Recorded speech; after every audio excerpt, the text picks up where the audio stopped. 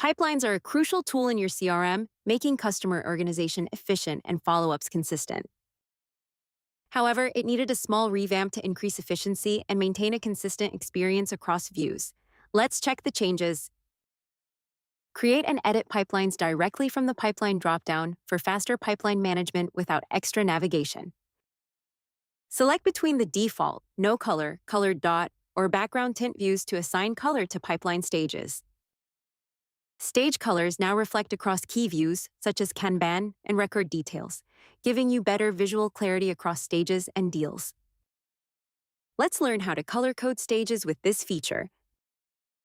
Begin by editing or creating a new pipeline. Select the colored dot or background tint view. Click the colored square next to a stage and assign your desired color. Once you're ready, click Create or Update to save your changes.